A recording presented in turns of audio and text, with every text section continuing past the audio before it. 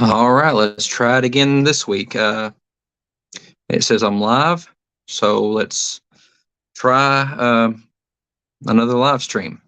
Trying to get in the habit of doing this and seeing what days work and when I might be able to live stream and what works out for me and stuff. I'm trying Wednesdays at 7, but I don't know that this is going to work the best time for me because I just have walked in the door from work, and that was the same the last time. Like last week, I couldn't make it home by 7, but the week before, I walked in maybe 5-10 minutes before the stream was supposed to start. So I might have to look at trying a different time or something. But for now, I'm here, trying to get the hang of the whole streaming thing and different side of YouTube that I haven't really uh, dipped into very much.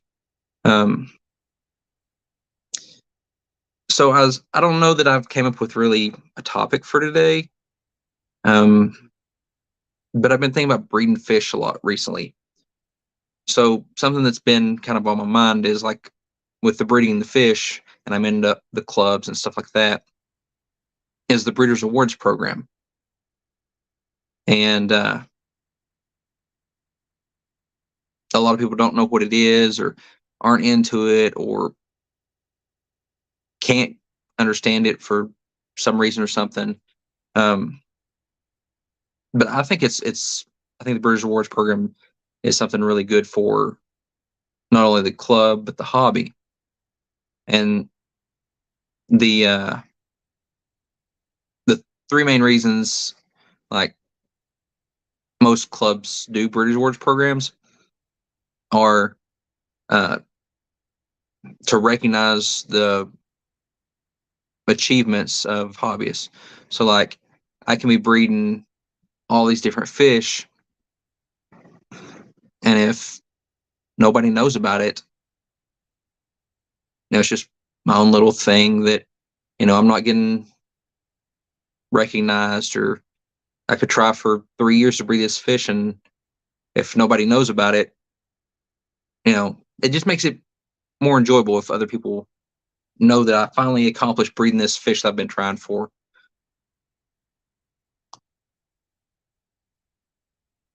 Hello, Freaky Fish Lady says you dropped in. But the first one's for recognition for people's accomplishments. The second one is to share fish with others that they might not otherwise see. Like, I might breed a fish that I picked up and then send it through my club's auction, and the people in my area may have never seen that fish before. So you get to share the fish with others and recognize the people that are breeding stuff. And then the third main reason that clubs do Breeders' Awards program are for to share knowledge. Because I may have tried for 4 years to breed this fish, and I finally do. Well, now I can share what worked for me with other people. I see Jimmy P's here. Looks like he's got to step out for a minute, and he'll be back. Welcome. So I'm not sure. Thinking about it from like being in the club, what would attract other people to Breeders' Awards programs? That's something that's been on my mind. How to get more people into it, and then a good way to, we collect the information of how to breed this swordtail or this rainbow fish or whatever, and how that person did it. But what's a good way to compile that data and make it accessible to others? So that's something to think about. I thought about a spreadsheet, but spreadsheets, you get a bunch of different fish and different information on it, and I'm not sure that would be the best user friendly type type of format. And then as far as how to get people involved in it, I mean, for me, just the friendly competition of it and challenging myself to breed something else and leveling up, that's encouragement for me to be in it. Hey, Fisher and Fever. Um, but I know other people are driven by different things. Um, I know some clubs will actually have a monetary tie to their Breeders' Awards program where you get money for breeding fish. And I guess it's okay for some people, but for me, it just doesn't seem right to pay somebody to breed the fish or to take the money for breeding the fish. I don't know, it just seems like you're rewarding somebody for their achievement in breeding the fish, and then you're going to pay them to do it too. That just doesn't seem right. I don't know. Maybe it's just mixed up in my head. And then while I was, I get on these little rabbit holes or whatever it's called. Um, Legacy hobbyist. Hello. And I believe that's Melvin. Um,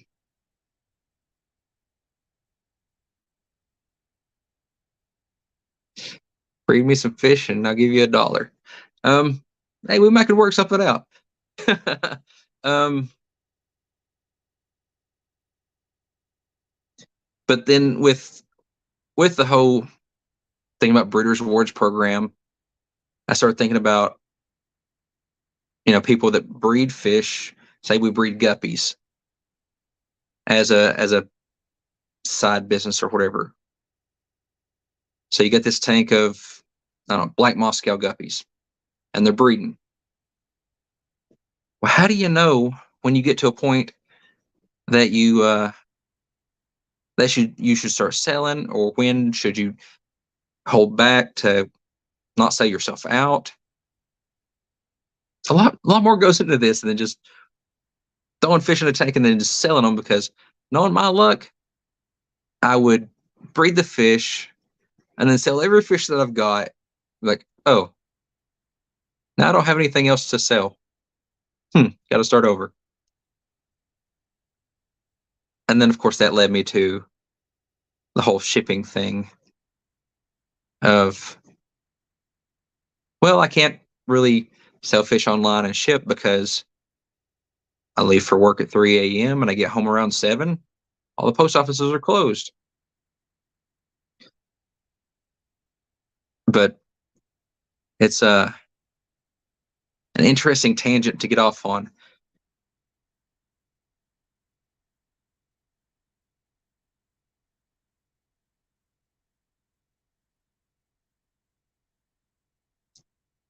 But do any of y'all have any ideas of what would draw people into like a Breeders' Awards program? I mean, make it more interesting to people, or a format to be able to share the information provided by the breeders to the say other club members. I know that some clubs will have like a requirement that you have to write an article for the newsletter.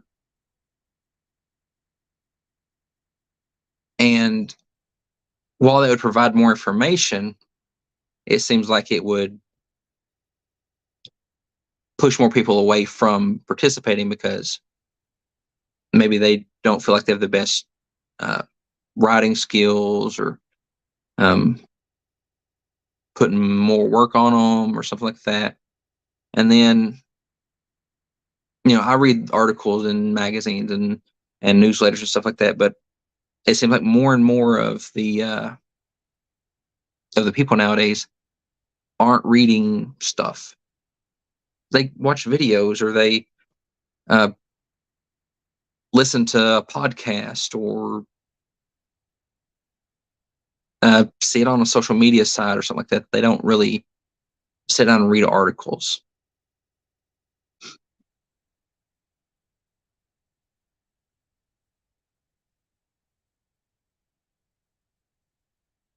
AirBAP has a subsection that's species specific.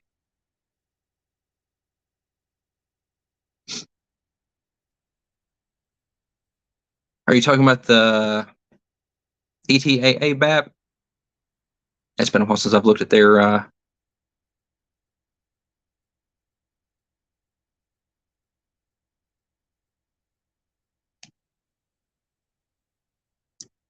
So if all you do is guppies or whatever, you can get points for each guppy strain. Yeah, we've got that in the Lexington Club up here also. We put that in there because that was requested. And so far we've had 0 participants or 0 submissions for that. And maybe I'm just not doing a good job at getting the information out about the Breeders' Awards program. I'm not sure. But it seems like the different clubs that I'm going to that have the Breeders' Awards program, that there isn't a lot of participation overall. Not what I would think it would be, but Breeders' Awards programs are neat to me. Yeah. Seems like in the clubs and at work and different stuff too, you get people that suggest things like, hey, this would be a great idea, let's do this. And somebody puts the work into getting it started, and the person that said, hey, let's do it, doesn't want to help, doesn't want to participate, doesn't get involved in it. I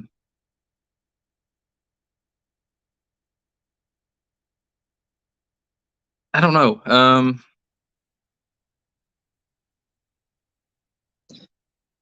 It would be neat if there was like some sort of feature or something for the Breeders' Awards programs, like you feature the species of fish that was bred. And I was thinking like a fish show type thing, but when you bring the fish in to show that you bred them, they're just little fry, so they're not really, not really impressive.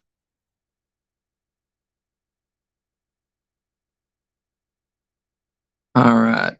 James says, honestly, for me personally, I don't want to spend 45 minutes on a form to submit every single fish. Yeah.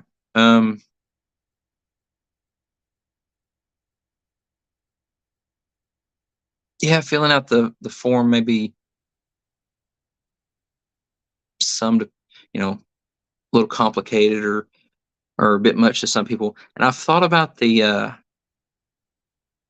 like doing like a trying to get like an electronic form, like a online submission type thing. I don't know, that may make it easier.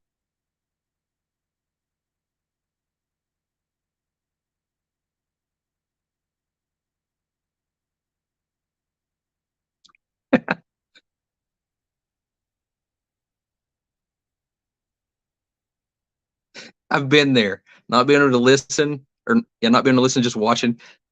Streams are weird whenever you can't hear. They're a lot easier to follow when you can hear but not see.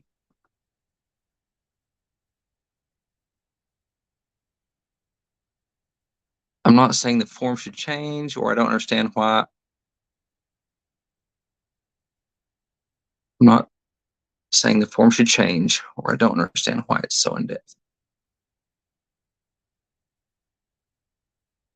Well, most of the British Awards program forms, they put all that stuff on there to try to get as much information about how the fish breeds and how you bred it, in order to try to share the information with others. But that's where the problem comes in also, is the clubs that I'm in that have Breeders' Rewards programs that have been running for years and years, um, they they collect the information, and then as a member, I don't know if that information is collected or where it is or how to get to it, or so it's not really doing me any good. Um, I know the BAP chairman gets the form that says it's a mouth brooder and it was bred in a 27-gallon tank and at this temperature and fed this food and all this stuff. But with that information not being there for me to look at, it's not really doing the whole sharing the information of how to breed thing.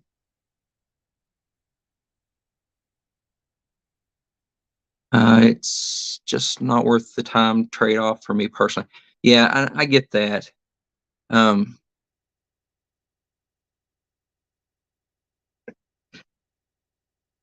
I don't remember on 40 tanks exactly what I fed every day, each tank a month ago. Yeah, that too. Um, and I've heard people say that they didn't want to do the Breeders' Awards programs because they spent 3 months trying to breed this fish and they finally got babies from it, and they don't want to give any of them up. That they're like their own little kids. I can kind of see that too. To me, being able to share the fish is a reward part of it. Um, because I might have tried to breed this fish and finally bred it, and I can share it with somebody else. And if they can breed it, they they can be my backup so that if my tank crashes, I can get some fry from them to restart my population. Just eat the same thing as you feed the fish and eat the same thing every day.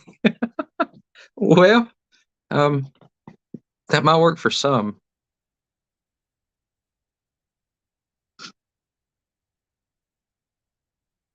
And I was when I first got into British Wars programs, I was kind of overwhelmed by the form too. I thought I had to fill out every single line and everything. Um, and maybe there's a way to make some of the information more easy to convey. Um, I don't know.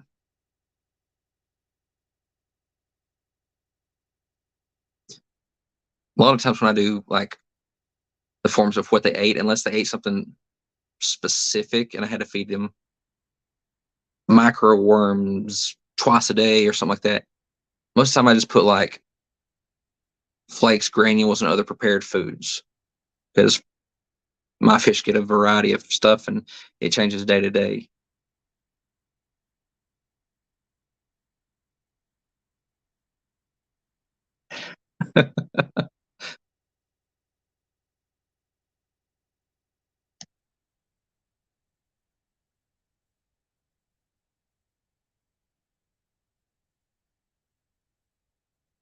I'll share extra fish if I don't have to write essays. Our club does offer the exception for special cases, like they wouldn't require me to donate zebra plecos. Yeah, a lot of clubs do that um, for like the expensive fish, and most clubs that do that will do like a limit on it that you can only do once a year, once a quarter, or something like that. The exception, and that's just so that you don't say, "Oh, well, this guppy was super expensive, so I'm not going to donate it," and this tetra was the most rare tetra in the world. I'm not going to donate it, and you never contribute to the um, sharing the fish, which was usually is part of the whole idea of the British Orange program.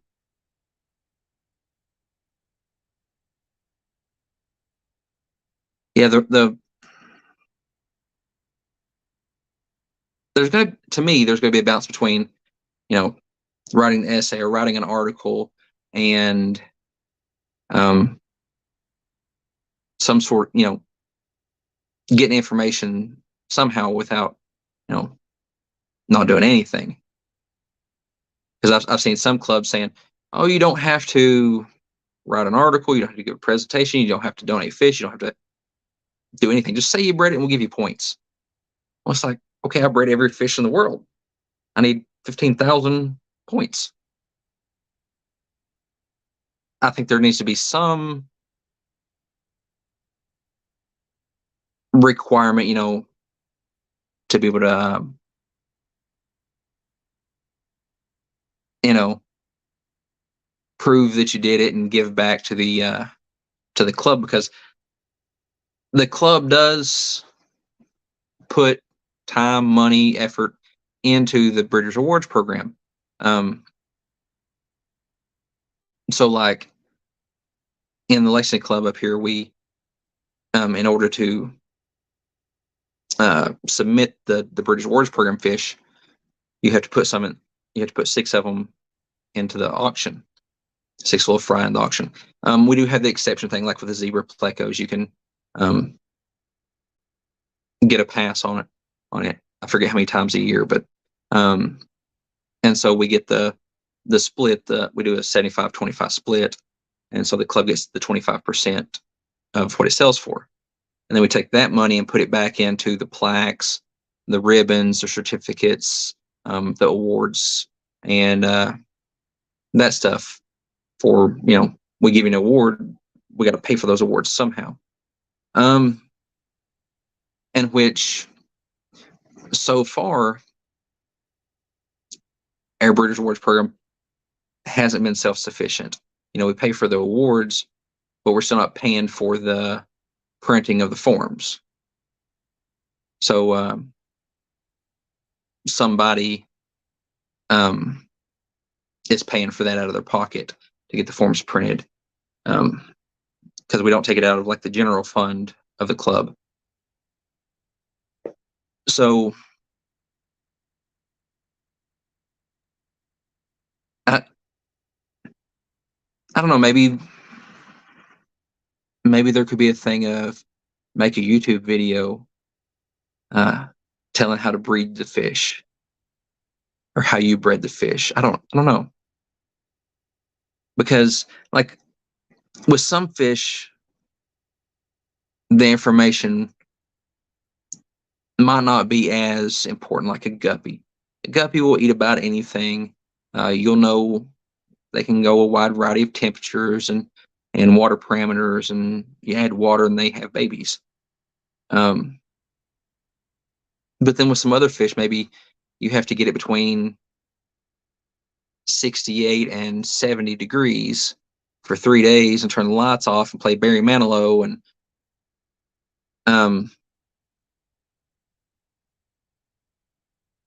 different stuff to get the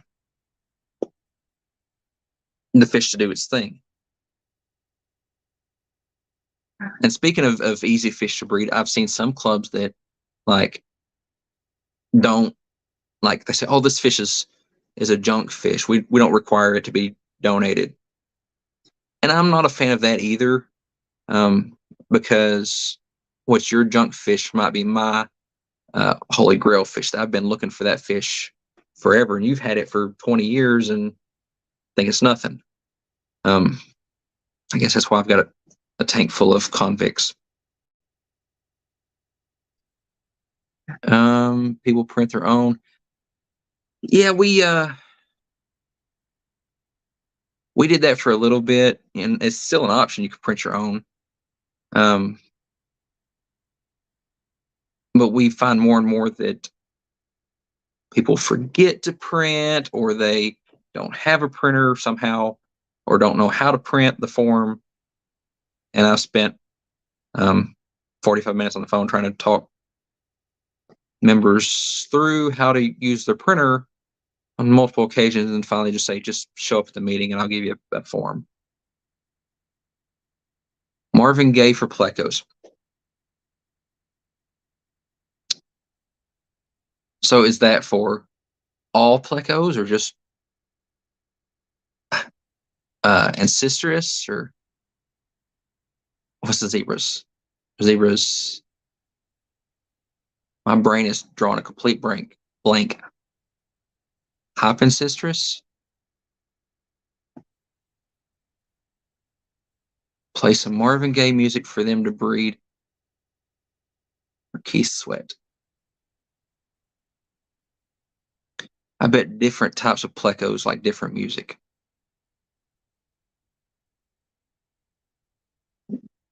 It's an interesting thought. Maybe you need to feed the plecos a certain type of meat.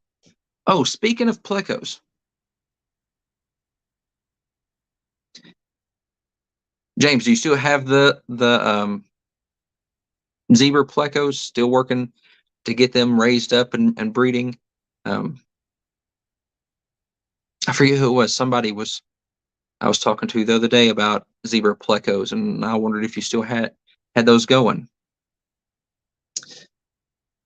At the ALA convention, they had some zebra plecos in the auction, and they sold for $30, I think it was, and they quickly got returned back because when they went from the auctioneer to the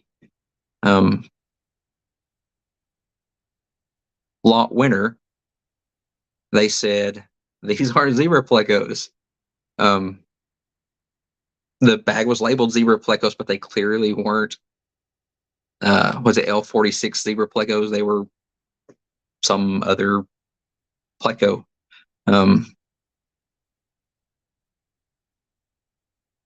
Bruiser, welcome. Lurking and working on tanks. I need to work on my tanks. I need to do water changes, and the whole little fish shack out there needs some work. I got a new water heater since the last one decided it was going to break and short out and leak all over the place. So I got a gas one this time. And the igniter runs off battery, so I don't worry about it shorting out the whole circuit. But I think I'm gonna learn how to hook up a gas water heater, trial and error style, with a little redneck thrown in. So that may be a little interesting. Looks like Jimmy P's back. Welcome back. But it's a on-demand or tankless water heater, and it's going to run off propane. Hopefully, if I can figure out how to get the thing plumbed. And it's bigger than my electric one was. So it's going to have to go in a different location, which means I have to rerun my water lines. So I'm debating on filming that or videoing it. I guess we don't use film anymore, but videoing it. But I'm kind of thinking if I do, I might end up videoing it and seeing myself like, I don't know what could go wrong. Blow myself up or something. Because there's no electric on it. So it's not like I would shock myself.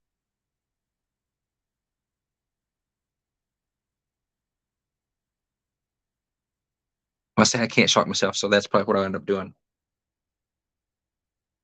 I'll probably do something that it shoots something out the side of it and breaks 3 or 4 tanks.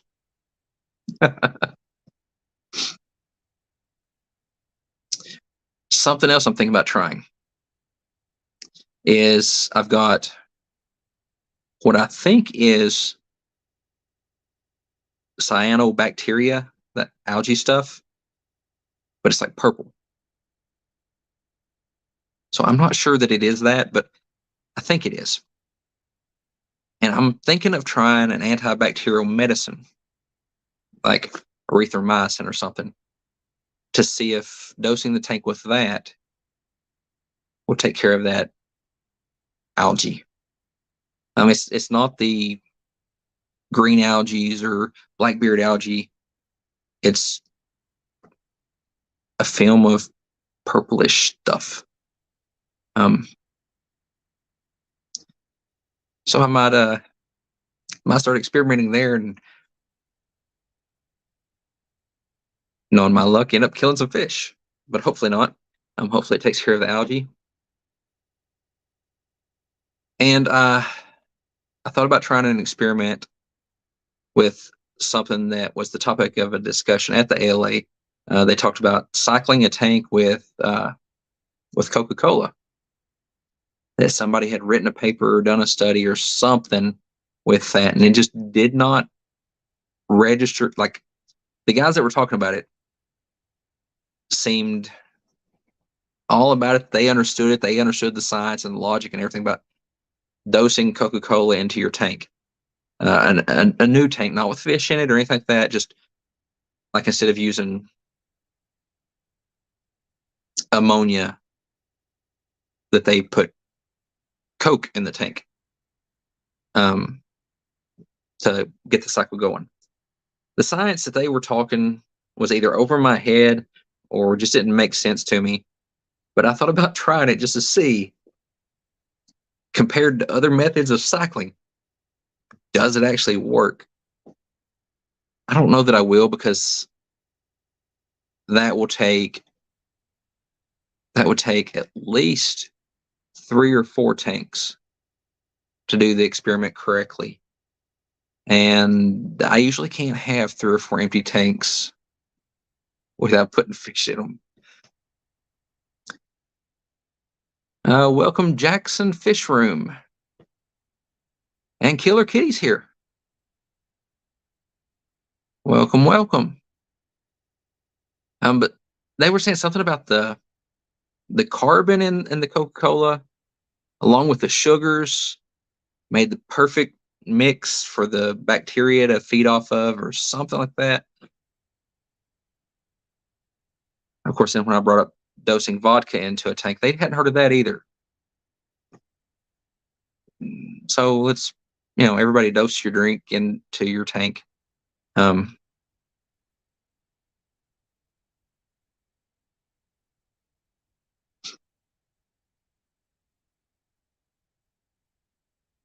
Yeah, empty tanks. Blasphemy. Yeah, my tanks don't stay empty very long. Well, I've got another storage building full of empty tanks just because I don't have anywhere to put them right now. And that's part of the reason I'm thinking about bringing tanks back in the house. But I keep myself from doing it because I know I need to paint these walls, and I don't want to set up tanks and racks and then have to move them to paint.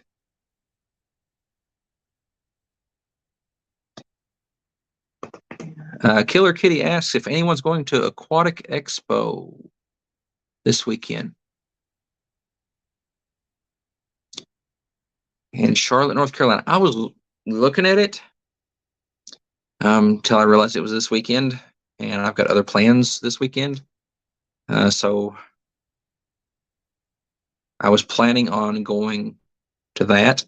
I was planning on going to the Louisville Fish Club meeting, which is Sunday. I was planning on going to the Knoxville Fish Club on Saturday.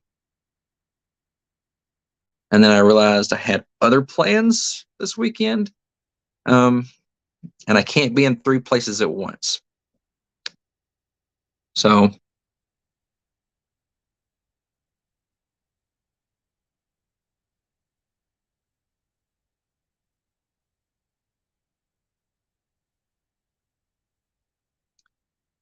maybe ask QC. Yeah, I think QC lives in the Carolinas. I know Paul Sotero lives down there, but he said he wasn't, said he wasn't going. I'm sure it would be good anyways. Just, I can't think of anybody right off the top of my head that is going. I take that back. I think Garden of Eater's going. I think I heard on their stream that they were going to North Carolina.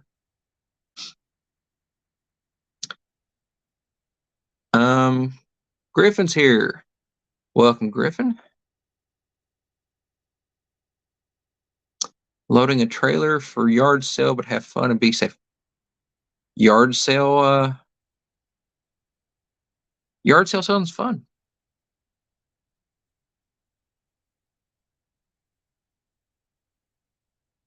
My presence is requested for the July ETAA meeting.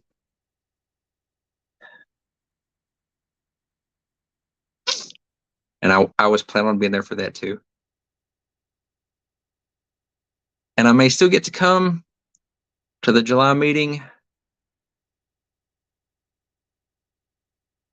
It just happens that they're doing a whatever it's called, where they call all the board members together at the Lexington Club for some important business legal stuff. And it happens to be on that same day. So if it gets pushed back or canceled or something, I will definitely be there for that.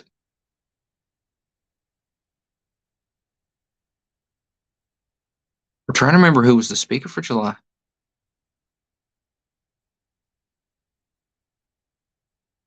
Would it happen to be someone that I would say, would it happen to be someone who I happen to know? Someone that might happen to be in the stream? Huh.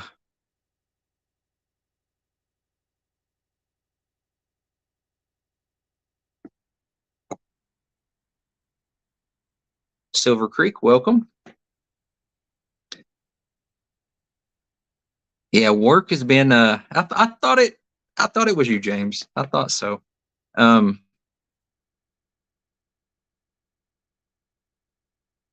hate missing all these meetings. I think I've made one Nashville meeting, and I was planning on getting to every one of the Knoxville meetings, but work's been working us. Well, I did. What is that? Like 15 hours a day, and they're working us close to 3 weekends a month.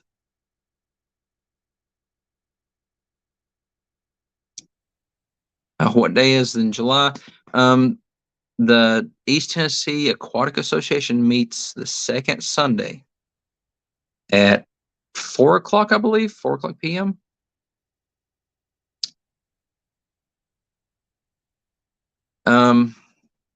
But they've got some good speakers lined up, and I'm hoping I can make it to see James's presentation.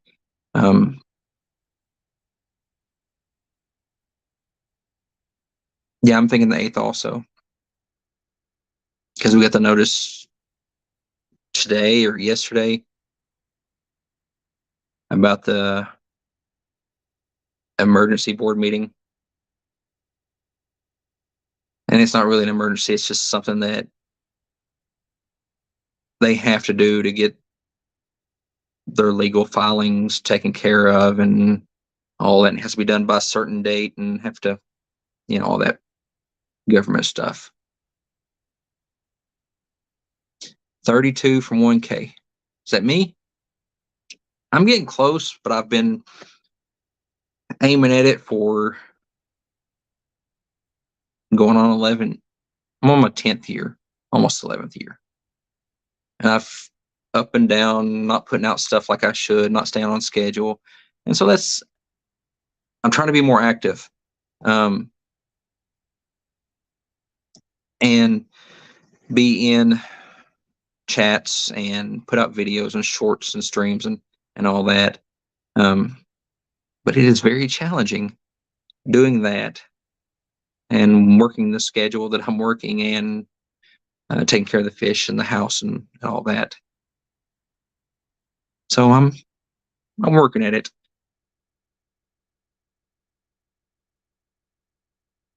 So Killer Kitty says she'll try to be there. Really enjoyed talking at QuadCon. See, I missed all the talks at a QuadCon. I was sitting over at the YouTuber booth talking to Ed and the different YouTubers that were there, and I'm like, oh, where'd everybody go? And then I find out later that James is doing a talk and Sean's doing a talk, and they're having all these talks, and I'm sitting there oblivious. But Aquaticon was a good time. Hopefully they'll. I know Kenny said that they were looking at bringing it back. Hopefully it will come back when I get some PTO days available again. Because I enjoy going to those things, and when they're close enough that I can make a quick trip out of it and like do it over a 3-day weekend or something like that. It's a lot better than if it takes me 5 days or 7 days to do it. Just like the Triple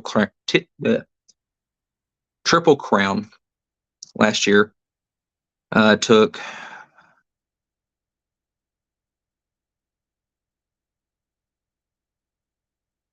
8 or 9 of my days, and the conventions I'm going to this year are taking 5 apiece. So if I can do something where it's 2-3 days, that would be great. It's hard work rotating work weeks with long hours. Trust me, I'm right there with you 100%. Don't get too stressed out about it. It won't be fun. Totally agree.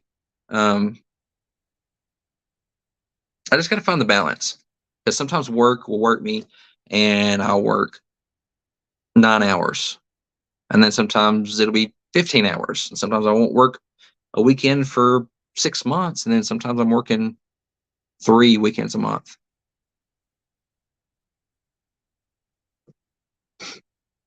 Doing the same talk you did at Aquaticon, which I like seeing people do the same talk over and over and over, because a lot of times the second and third time around won't be exactly the same as the first time, and there'll be more information or different things that are brought up.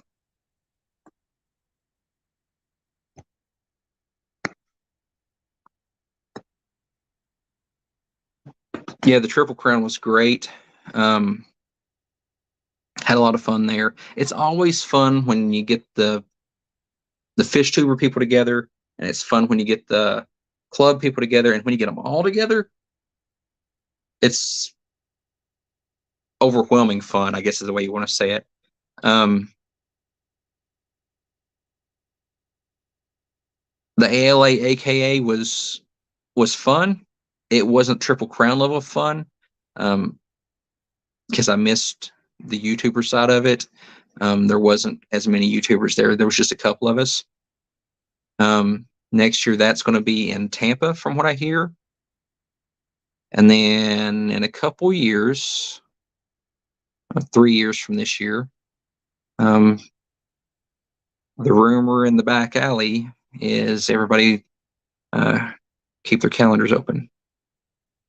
Something may be happening. Killer Kitty says, I wish I could be at the Clash. I know everyone is so excited about that event, but it falls on my anniversary week, and my husband isn't fish crazy, so that doesn't seem right to have him travel for that.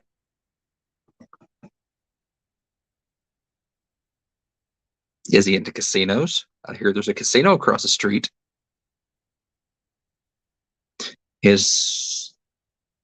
I know some people take their spouses and or significant others or whatever and go to fish events, and the significant other goes to a casino. There was someone at the ALA convention that did that his wife went to the casino and he was at the fish thing, and they communicated to each other off and on about how much money each one of them spent, and if he spent more money on fish, she got to spend more money at the casino.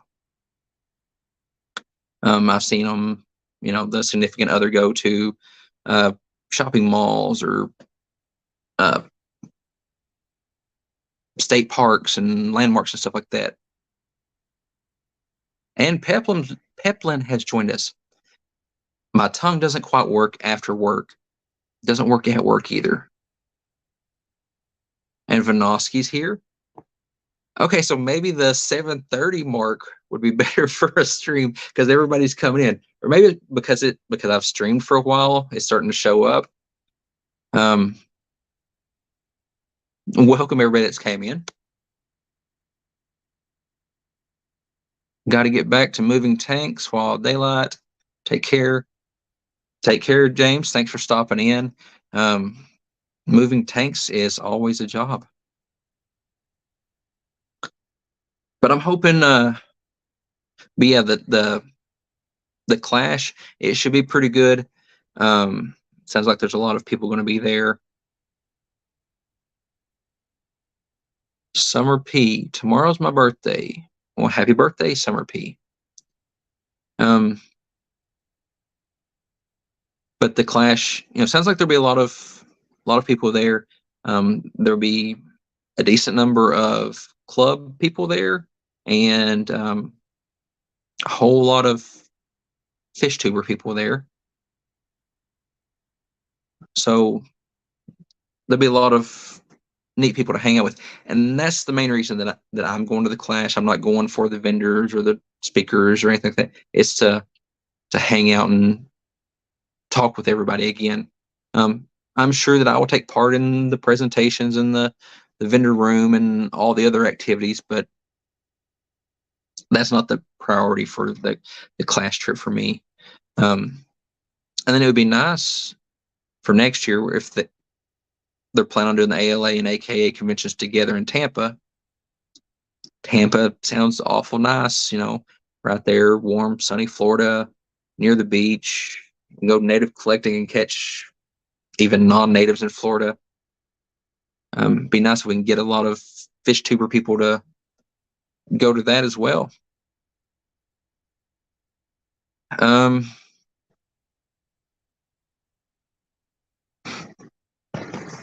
I'm going to three events this year, I think. And I'm trying to decide if that's a good level or if it's too many, or is it just because of the distance that I'm traveling on some of them? Because traveling and the cost and the amount of vacation time that it takes. I heard some people say they limit themselves to one event a year, which is more reasonable, but then I feel like I miss out on a lot of stuff. When is the ALA? Typically, the ALA conventions are in May. If they have a special event or something like that, they'll move it to whenever the special event is. Like the Triple Crown, they did the ALA convention with the ACA convention. The ACA was the primary national convention they were holding because it was their 50th convention. And the ACA always has theirs in July. So the ALA and AKA and the Rainbow people, whatever their acronym is, they all had it in July during the time that the ACA would have theirs. But the AKA and ALA have teamed up this year, and it sounds like they're trying to do it for the next couple years, and to have it somewhere around the end of May. So that's what I'm planning for next year, is around the end of May to be looking towards Tampa. Yeah, this year the ACA and the Catfish Cataclysm in Wisconsin are holding their events together. And from what I was told, kind of a behind the scenes type thing, it almost became another Triple Crown or Quadruple Crown or whatever, that they were looking to do the other conventions there also. But the venue wouldn't have had room to host that large of a convention again. So they kind of separated out, which I think is good and bad. I think it's good to have the little separate ones now and then, even though having them all together is nice because I don't have to look at going to 3 or 4 different places, and more vendors show up and more sponsors and donors, and you get more more excitement and bigger event, the more groups that are together.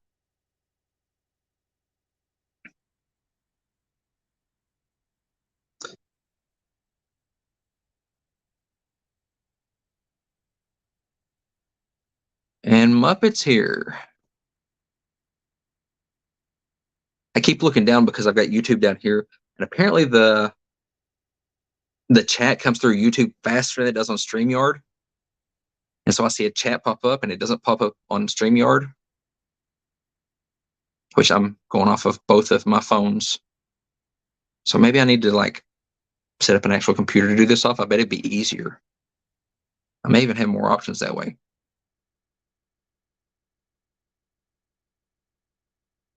And maybe if I ever figure out a day and a time that works good for me with my schedule, I can line up like a co-host or something so that I'm not going in circles talking about all kinds of different things. I can, have somebody keep me on topic and watch chat and that type of stuff.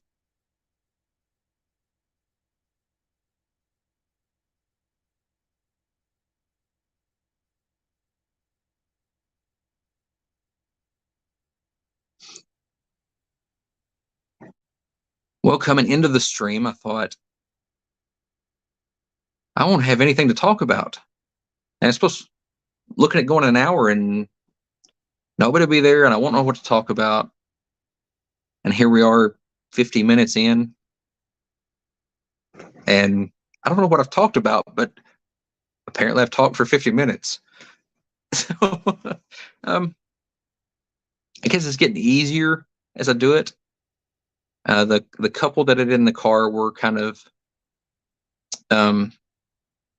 challenging because I'm watching chat. For some reason, I feel like I have to watch myself on the camera and then watching traffic and my GPS. So that was a little challenging.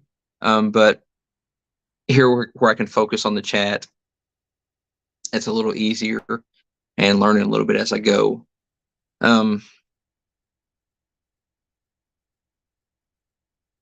I'll have to play around with it some more. Maybe the weekends would be a better time for me. Pick a weekend or something. It seems like there's always stuff going on the weekends. Oh, when I get off work, that's why there's always something going on the weekends. Or a fish club. But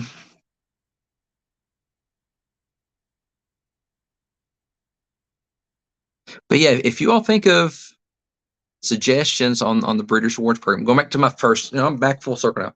My first thing that I was talking about. If you all think of suggestions on how to make Breeders' Awards program more attractive to people and how to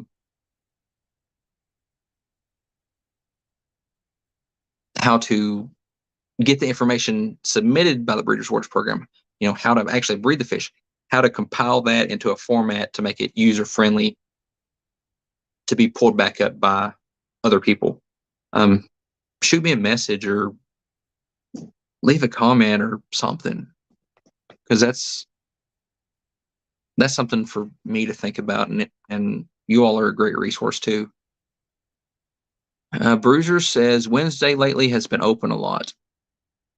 Wednesday, weekday wise, Wednesday is the best day for me. And until they started working me like 15 hours a day, getting home by 7 was no problem. I'd be home by 4. But recently,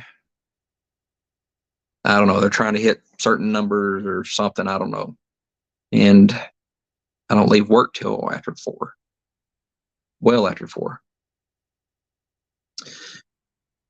But I don't know, maybe just doing more pop-ups between now and whenever work decides to level itself off will be what I need to do. I know I won't be able to try again next Wednesday. Maybe the week after that. Because I think right now I've got a video coming out on Tuesday, a stream on Wednesday, and a short on Thursday. Just trying to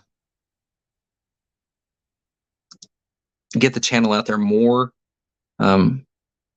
Because like I think it was Silver Creek that mentioned 30 something away from 1,000.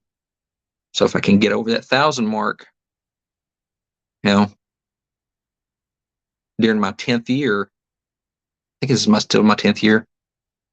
No, I think I've just passed the 11th year. I think it's no, might be this month. I think it's in June.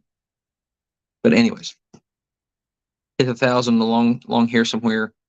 And then in another 10 years, I'll get the 4,000 watch hours or whatever. Shark Fin Adventures, welcome. I'm just kind of rambling on about whatever I'm talking about. But I've noticed Wednesdays have been open some. They hit and miss. People stream and they can't stream for a while. And then it seems like Saturdays and Sundays are hit and miss. Sometimes during the middle of the day, people are streaming. Sometimes they aren't. But then maybe that'd be how I do because of, work on this weekend and not work on that weekend. Can't always stream the same thing, same time.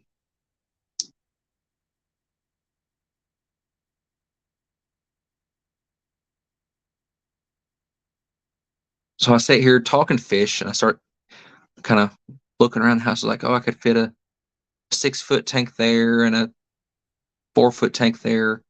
I need to remember, I need to paint the living room before I put tanks in here. Fish Frenzy Addiction. Welcome to the stream. We're here towards the end of it. And maybe that's something I look at too, is maybe I start the stream a little later, maybe towards like 7:30 or 8.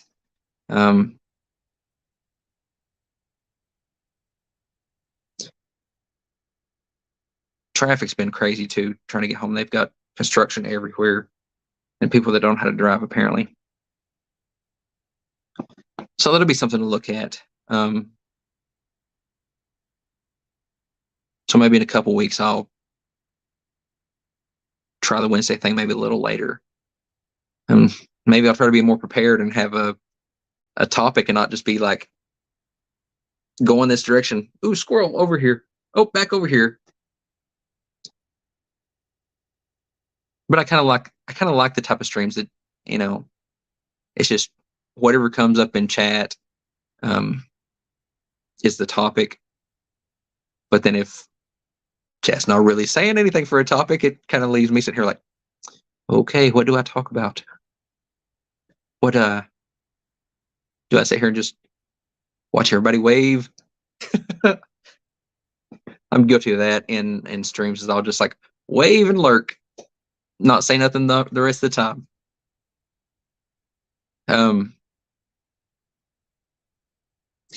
But yeah, it looks like we got just a couple minutes, or not even a couple minutes. Wow.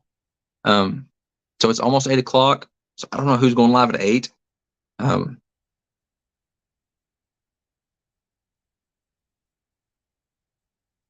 last fish that I spawned. Oh, I don't know. I'm sure it was a guppy. Guppies are spawning left and right. The bristlenose plecos, they've recently had another spawn for me. And I think my zebra obliquens are holding, but I can't catch her to check. That's what I get for putting her in a big tank with a small net. But hopefully I'll get some fry out of the zebra obliquens and get to map those. Another Victorian Caris fish. But it says it's 8 now, and that'll get my hour in. I'll save some information for the next time I stream. So whoever's streaming next, let's go over there and enjoy that stream. And maybe next time I stream, it might be a little different time or something. But thanks to everybody for coming out and being active, and even the lurkers and the replay crew. I know I'm on the replay crew of about everybody else's stream. thanks for supporting, and we'll just see you next time.